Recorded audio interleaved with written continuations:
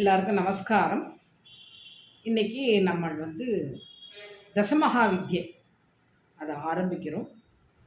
தசமகா வித்யை யார் அப்படிங்கிறது ஃபஸ்ட்டு தெரியணும். அதுக்கப்புறம் அவளுடைய ஒவ்வொன்றா ஆரம்பிக்கிறோம். தசமகா வித்யை யார்? இது நம்மளுடைய தக்ஷனுடைய யாகத்திலேருந்து தோன்றுறது. சதியை சிவபெருமான் தக்ஷன் யாகம் பண்ணுறான், ஆனால் நீ போகண்டாம் அப்படின்னு சொல்கிறார். அப்படின்னு சொல்லும் பொழுது சதி என்ன சொல்கிறா, இல்லை நான் போயே தீருவேன் அப்படின்னு சொல்கிறான். சொல்லும்போது இவர் இல்லை, அங்கே போனால் நீ அவமானப்படுவாய், அதனால் நீ போகாதே அப்படின்னு சொல்கிறார். ஆனால் சதி கேட்குறதில்லை. சதியை ரொம்ப சாதாரணமாக நினச்சுட்டார் அப்படின்னு சொல்லிட்டு அம்பாள் என்ன பண்ணுறா, தன்னுடைய 10 வடிவை காட்டுறா. சரியா? 10 திசை. நம்மளுக்கு 8 திசை தெரியும். என்னெல்லாம்? கிழக்கு, மேற்கு, தெற்கு, வடக்கு, வடகிழக்கு, தென்மேற்கு, அப்புறம் வடகிழக்கு, வடமேற்கு, வடகிழக்கு, தென்கிழக்கு, தென்மேற்கு, அப்படி 8 திசை நம்மளுக்கு தெரியும்.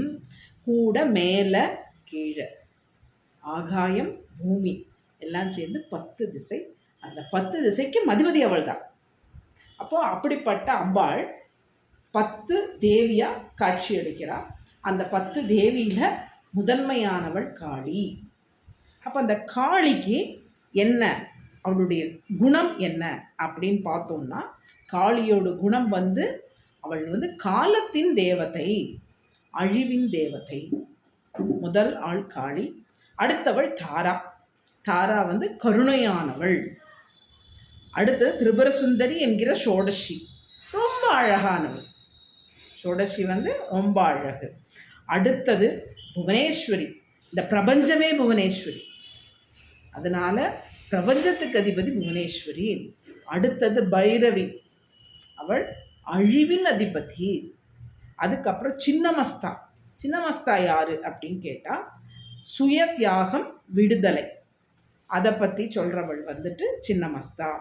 அதுக்கடுத்து தூமாவதி, விதவைகளின் தேவதை, வறுமை, துரதிர்ஷ்டம், இதை குறிக்கிறது தான் தூமாவதி. அடுத்தது பகலாமுகி, எதிரிகளை வெல்பவள். அதுக்கடுத்தது மாதங்கி, ஞானத்தோடைய அதிபதி, மாயை அதோடைய அதிபதி, இசையின் அதிபதி. அடுத்தது கமலாத்மிகா. கமலாத்மிகா செல்வத்துடைய தேவதை. இதுதான். இதில் 9 பேரும் சிவனோட கனெக்ட் ஆனவா. கடைசியில் இருக்கிற கமலாத்மிகா மாத்திரம் விஷ்ணுவுடைய சேர்ந்தவள். ஸோ நம்ம இந்த தசமகா வித்யை பற்றி பார்க்கும்பொழுது, நாராயணனோட அவதாரம் எல்லாத்துலேயும் ஒரு சக்தி இருக்கா.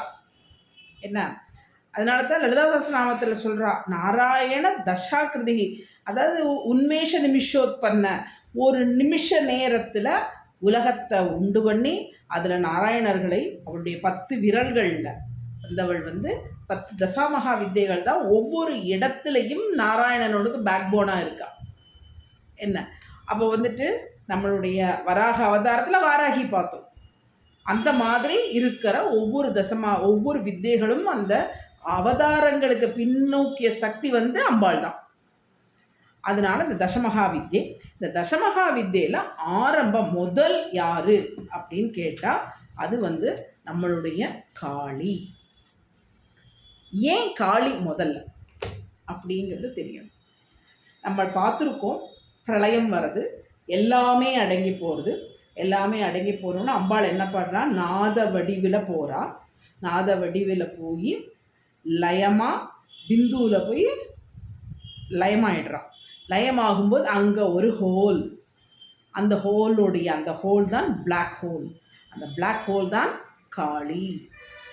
அப்போது என்னைக்கு அப்படியே போயிட்டு அவள் லயமாகி பிந்துவில் போய் லயமாயிடுறான். லயமாகி என்னைக்கு அவளுக்கு தோணுறதோ அன்னைக்கு அவள் அந்த ஹோல் வழியால் வருவள். ஸோ அந்த ஹோலோட அதிபதி. அதுக்கப்புறம் யார் பார்க்குறா, இந்த பிரளயத்துக்கு சாட்சி காளி மாத்திரம் தான். அதனால காளி தான் முதல். ஓகேவா?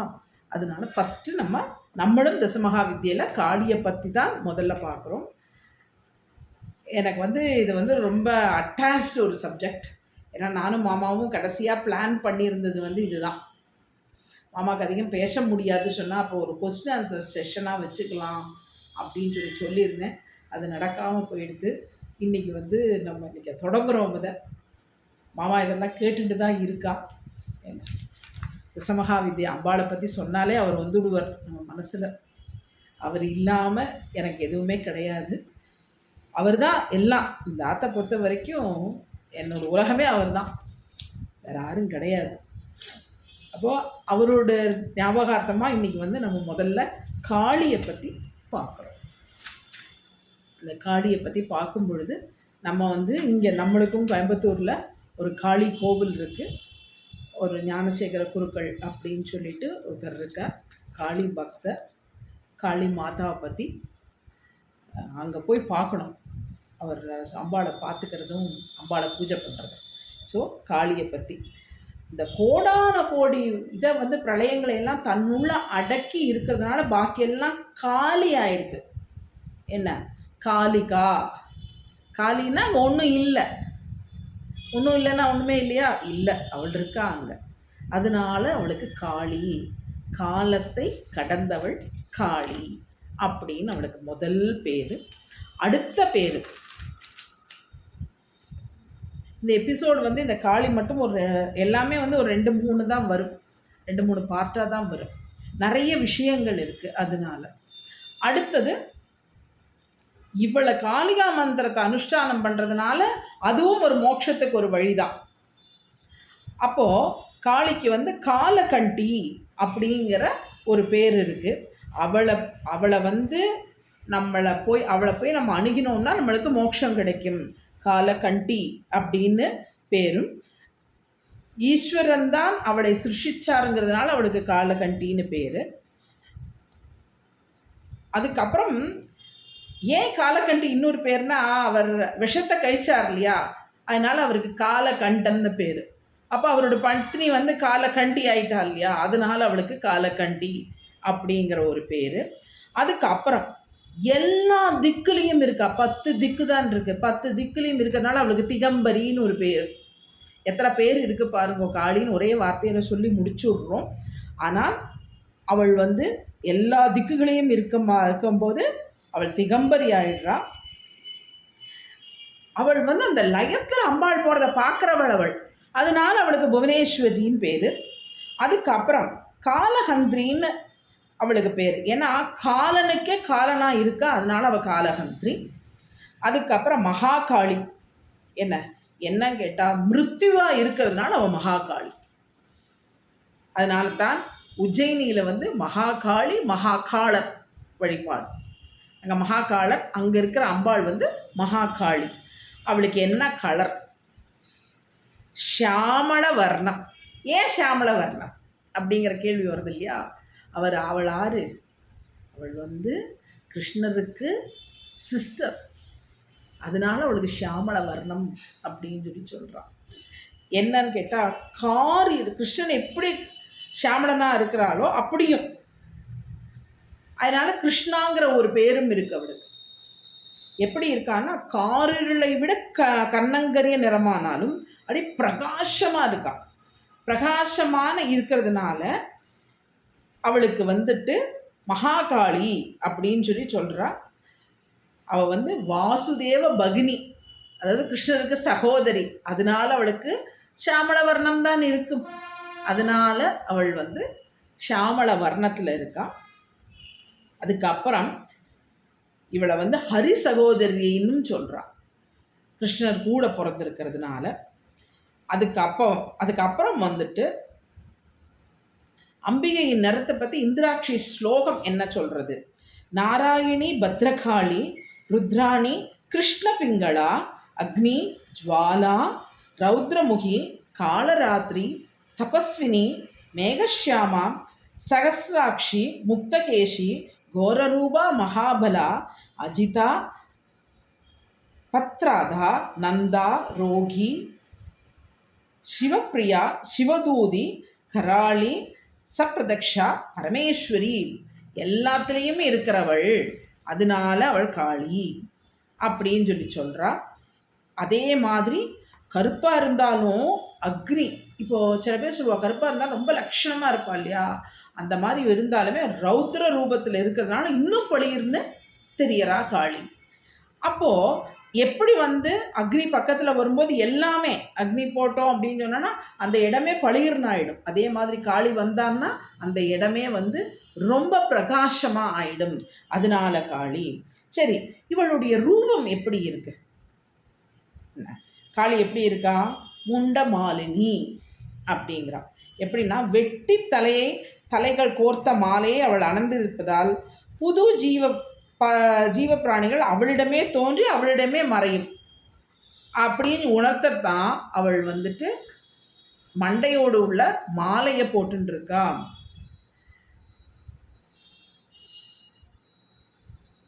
துண்டித்த கைகள், கை துண்டமாக இருக்கிற மாதிரி இருக்குது. அவள் எப்படி இருக்கா? ஏன் அப்படின்னா இந்த உலகத்தில் இருக்கிற அத்தனை ஜீவராசிகளுக்கும் அவர்களுடைய வினைக்கு காரணமாக இருப்பவள் காளி. அதனால அந்த மாதிரி இருக்கா. ஒரு கையில் கொடுவாள், ஒரு கையில் வெட்டுண்ட தலை, ஒரு கையில் அபயம், ஒரு கையில் வரதமுத்திரை. 4 கை இருக்கு அம்பாளுக்கு. இதில் இந்த வாள் ஓயாமல் வேலை செஞ்சுட்டு இருக்குமா. யார் அழிச்சுட்டு இருக்கும்? அதாவது யார் தன்னுடைய வினையை என்ன ஆணவத்தோடு எந்த மனுஷன் இருக்கானோ அவனோட தலையெல்லாம் அவள் தீவிடுவள். அதனால அதில் இரத்தக்கரை இருந்துட்டே இருக்கும். அப்போ ஆணவத்தை அழிக்க வந்தவள் தான் காளி. அதுக்கு போல வெட்டுண்ட தலை எப்படின்னா இயற்கை நடைமுறைக்கு விரோதமான, சரியா, அந்த மாதிரி இருக்கிற எதுவுமே அவகிட்ட வலிக்காது. இயற்கையாக என்ன நடக்கணுமோ அதை மட்டும் பண்ணுறது மட்டும்தான் நடக்கும். அதுக்காகத்தான் அவளுடைய கையில் வெட்டுண்ட தலை. அந்த மாதிரி பண்ணுறவனை தலையை சீவிடுவள். அதுக்காக வெட்டுண்ட தலை. காளியை இது பண்ணணும்னா பயங்கர வீரனாக இருக்கணும். அப்படி வீரனாக இருக்கிறவனைத்தான் காளிக்கு பிடிக்கும். வீரனாக இருக்கிற அதனால அவள் பயந்தாங்குழிட்டெல்லாம் அவள் மந்திரம்லாம் மந்திரம்லாம் கிடைக்காது. நல்லா வீரமாக இருக்கிறவாளுக்கு தான் காளி கிடைப்பள். என்ன எப்போவுமே சம்ஹாரம் பண்ணிட்டு இருக்கா. அதனால தான் நாக்க தொங்க போட்டுருக்கா. ஓகே, அதாவது இதில் இப்போ தான் இதை விட ரொம்ப முக்கியமான இது இதில் தான் இருக்குது. அடுத்தது இவள் இருக்கிற இடம் சுடுகாடு அப்படின்னு சொல்கிறான். சுடுகாடுன்னு என்ன? அது நம்ம மனசை சுடுகாடாக வச்சுக்கணும். அப்போ தான் காளி நம்மளுக்கு பிரத்யட்சப்படுவள். எப்படி சுடுகாடாக இருக்கணும்? நம்மளுக்கு ஆணவம் எல்லாம் இருக்கக்கூடாது. நான் என்கிற அகந்தை இருக்கக்கூடாது. எல்லாரையும் சமமாக பாவிக்கிற மனசு இருக்கணும். இந்த ஆணவத்தை எல்லாம் அழித்து நம்ம மனசை ஒரு சுடுகாடாக இருக்கும்போது அங்கே வாசனம் பண்ணுவள் அம்பாள். இப்போ தான் காளிக்குள்ள சரியான பாதை நம்மளுக்கு தெரியுது. ஏன் காளியை சில பேர் மட்டுமே பூஜை பண்ண முடியாது அப்படின்னு. ஏன் அப்படின்னு கேட்டோன்னா இதுதான் விஷயம். மனசை சுடுகாடாக ஆக்கிக்கணும். தான் என்கிற ஆணவம் இருக்கக்கூடாது. அவனுக்குத்தான் காளி பிரத்யக்ஷம். அதனால காளி வழிபாடு வீரனுக்கு மட்டும்தான் இருக்கு. அப்போது இந்த இடத்துல ஒரு சின்ன கதை. அதாவது கேரளாவில் இருக்கிற சில கதைகள் இருக்குது. அந்த நாராயணத்து பிராந்தனோட கதையெல்லாம் எதுலமா வரும்?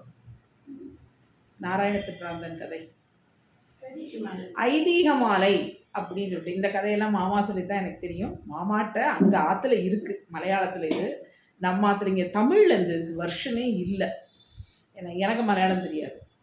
அப்போது ஒரு நாளைக்கு இந்த நாராயணத்து பிராந்தன் ஐதீக மாலை இருக்குது. இந்த ஐதீக மாலையில் ஒரு ஆளோட பேர் நாராயணத்து பிராந்தன். அவர் பார்த்தேன்னா அவர் பைத்தியக்காரன் மாதிரி இருப்பார். அவருக்கு என்ன வேலை அப்படின்னு கேட்டால், அவர் டெய்லி மலை ஏறுவர். ஒரு கல்லை தூக்கிட்டு மேலே வரைக்கும் போவார். மேலேருந்து அந்த கல்லை உருட்டி விடுவார். சரியா? இதுதான் வேலை.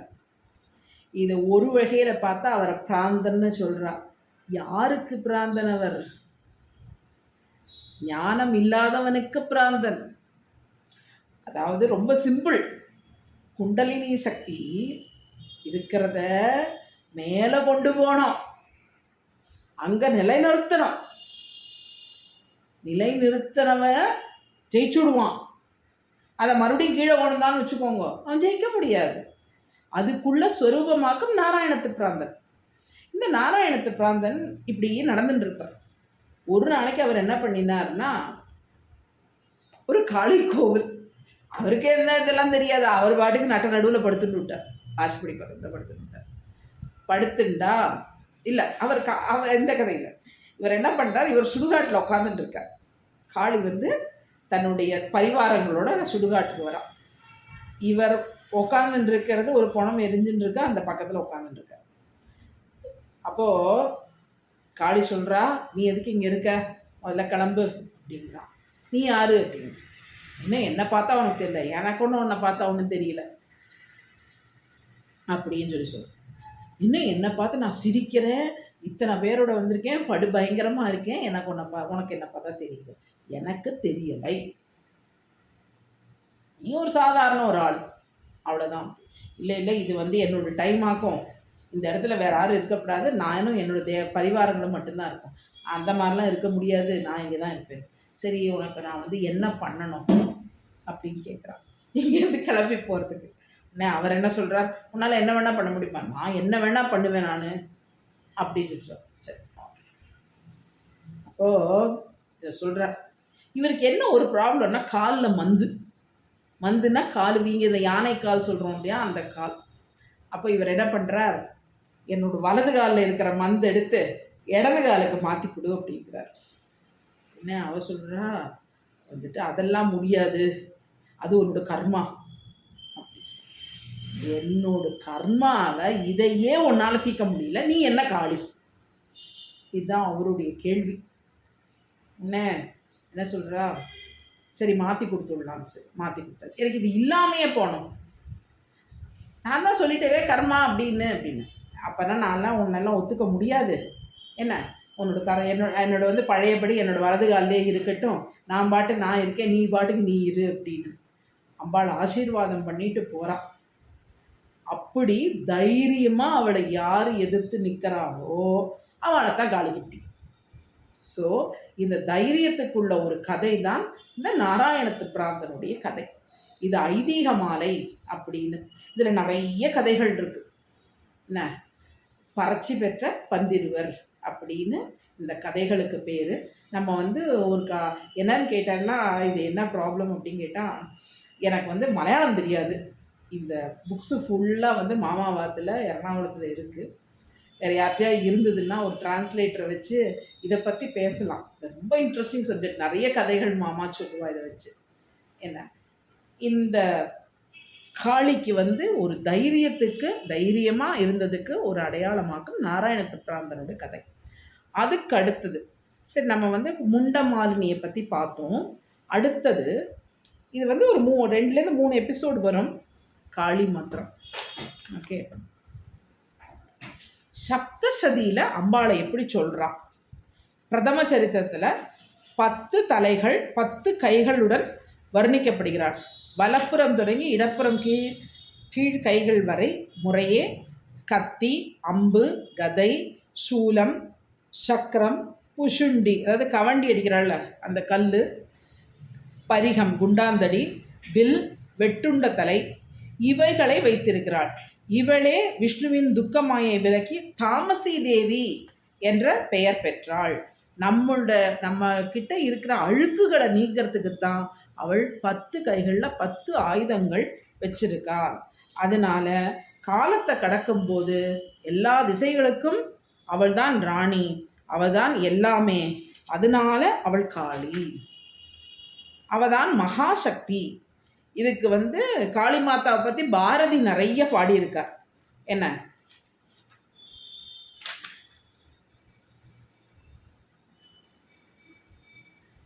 மாயை நிறைய இருக்கு. என்ன, இவள் வந்து அவ்வளோ அழகாக இருப்பலாமா. நம்ம ராமகிருஷ்ண பரமஹம்சருடைய அவள் வந்து வணங்கிய தெய்வம். ஏன்னா அவித்தையை மாற்றுபவள். நம்மளுக்கு வந்து என்ன இருக்குன்னா, வித்தை இருக்கோ, ஞானம் இருக்கோ இல்லையோ, அஜ்ஞானம் நிறைய இருக்குது. அந்த அஜ்ஞானத்தை மாற்றுபவள் வந்து காளி. நிறைய அஜ்ஞானம் இருக்குது நம்மளுக்கு. இப்போ ஒரு 2 நாளாக என்ன ஃபோன் கால் பார்த்தேன்னா வரலக்ஷ்மி தான். வரலக்ஷ்மியில் அப்படி பண்ணலாமா, இப்படி பண்ணலாமா, என்ன நாங்கள் பண்ணலாமா, கணவர் இல்லாதவா பண்ணலாமா, அது எப்படி பண்ணணும், என்ன அதில் ஒருத்தர் வந்து சொல்கிறா, மாமி இந்த மாதிரி இருக்கேன், ஆனால் வந்து ஒரு பர்டிகுலர்வா வந்துட்டு என் முகத்தையே பார்க்க மாட்டாளாம் மாமின்னு. வேண்டாம், பார்க்கண்டாம், பார்த்தா என்ன ஆக போகிறது, அதெல்லாம் ஒன்றும் கிடையாது. நான் தான் ஃபஸ்ட்டே சொல்கிறேனே, நம்மளுடைய மனசை பொறுத்தது தான் அதெல்லாமே, அஜ்ஞானம் அதெல்லாம். அதனால் ஒன்றும் இல்லை, சாதாரணமாக இருக்கிறவா தான் எல்லாருமே, அதில் ஒரு விஷயமும் கிடையாது. இந்த தசமகா வித்தியில் தூமாவத்தின்னு ஒருத்தி இருக்கா, என்ன அவள் வந்து விதவை கோலத்தில் தான் இருக்கா. அப்படி இருக்கும் பொழுது அது ஒரு விஷயமே கிடையாது. நம்மளுக்கு ஞானம் கிடையாது. ஞானம் நிறைய வேணும், நிறைய விஷயத்தில் வேணும் ஞானம். அப்படி இருக்கிற காளி, அவளுக்கு அவள் எப்படிப்பட்டவள், அவளுக்கு இன்னும் என்னெல்லாம் பேர், இவளை நம்ம வந்து இதில் இன்றைக்கி இன்னொன்று பார்த்துடுறோம்.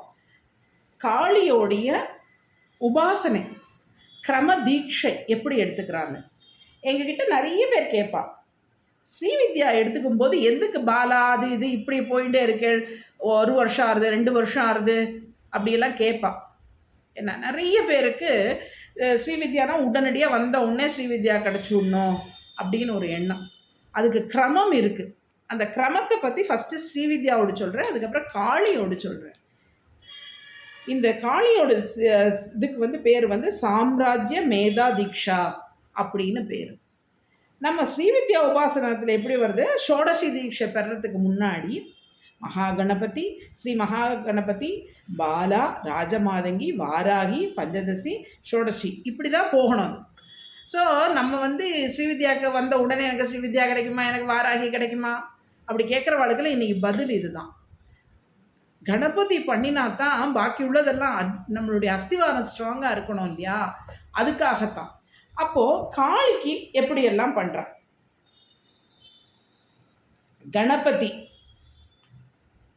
கணபதிக்கு வந்து முதல்ல உபதேசிக்கப்படும். கணபதிக்கு அடுத்தாற் போல் ஒருத்தர் என்கிட்ட கேட்டார், ஒருத்தர் கேட்டார், நான் வந்து காளி எடுக்கணும்னா எனக்கு கணபதி எடுக்கணுமான்னு.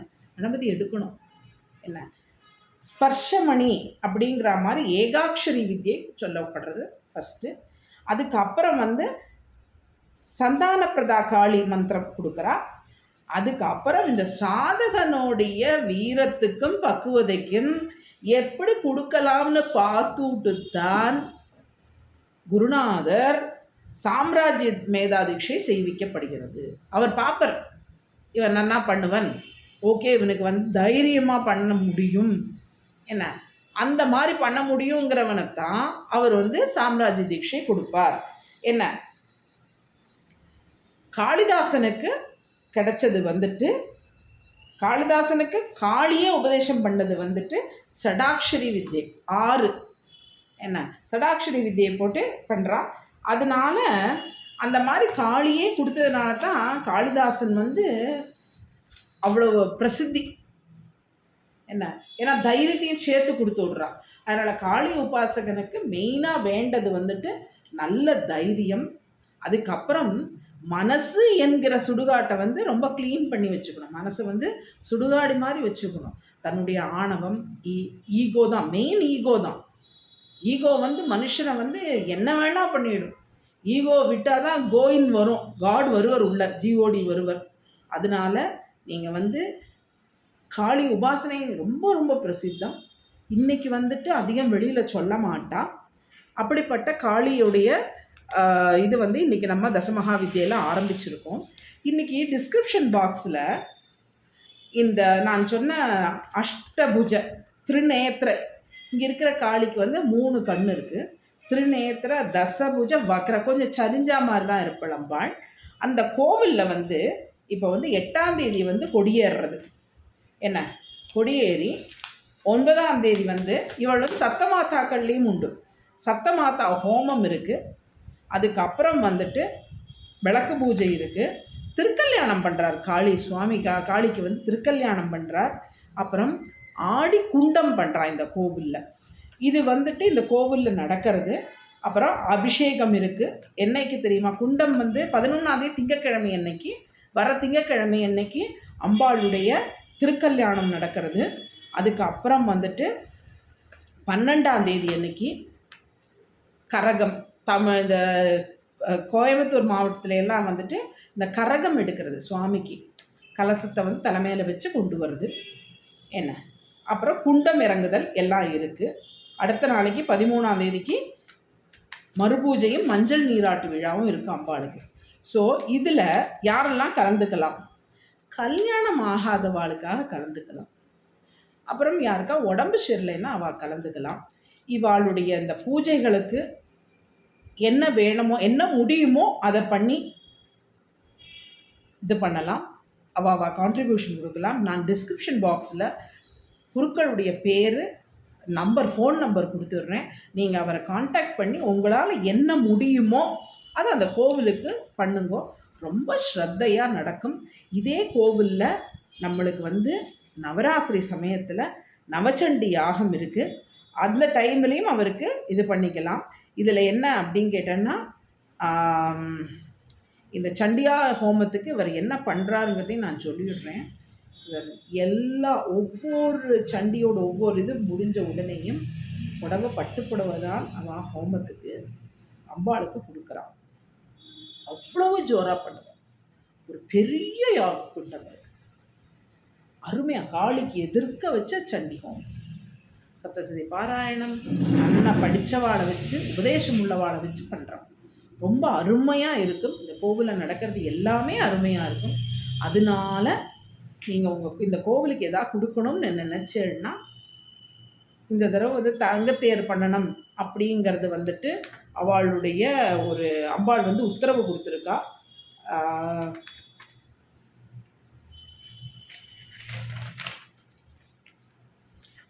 சுவாமிக்கு வந்து திருத்தேர், சிம்ம வாகனம், இது ரெண்டும் பண்ண போகிறா.